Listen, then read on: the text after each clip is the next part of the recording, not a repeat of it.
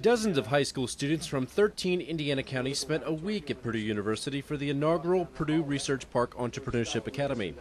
During the academy, students toured companies at the park and learned from real-life entrepreneurs and business leaders how to identify opportunities, create business concepts and plans, determine budgets, develop marketing plans, and obtain financing. Those new skills were all put to the test when teams had to pitch their plans to mock would-be financiers like banker William Connors. Well, there were several of them that you could see that were born salespeople. There were some that answered tough technical questions. There was one group that actually built their own website to highlight their business. So there's probably 4, 5, 6, or 7 different careers that these kids could look forward to. Fellow contest judge Susan Davis was impressed with how quickly the students embraced new technological and business concepts.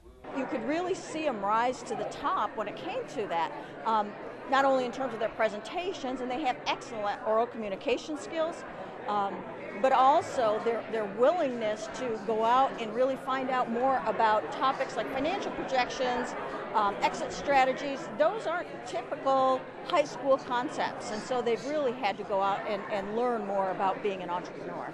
The student teams competed for college tuition vouchers ranging up to $500 per person. Research Park Vice President Greg Deason borrowed from the words of Teddy Roosevelt to say it takes guts to compete. It takes a lot of sometimes pushing down fear, and it takes a lot of courage. Everyone here has done a marvelous job, and we've been impressed with all of the progress it's made. But really competing and being in the middle of that as opposed to on the sidelines is what this is about. Rachel Cheeseman led her Tri-Fusion team to victory by creating an international business plan for an innovative tricycle come bicycle based on a real product developed at Purdue. It teaches you to think on your toes, and you've got to be able to think money, and everything is money nowadays no matter what you go into.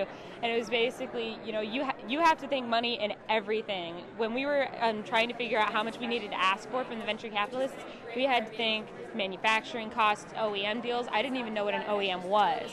And these are things that you need to know when you enter the business world, no matter what you're pursuing. So it was very informative.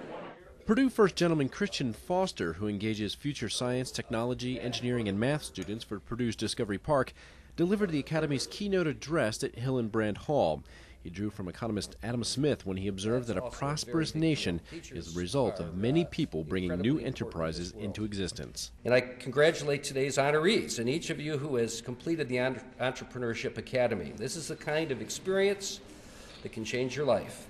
And if you build on it, you can change the lives of many others for the better. That's what entrepreneurs do. For Purdue News Service, I'm Jim Shank.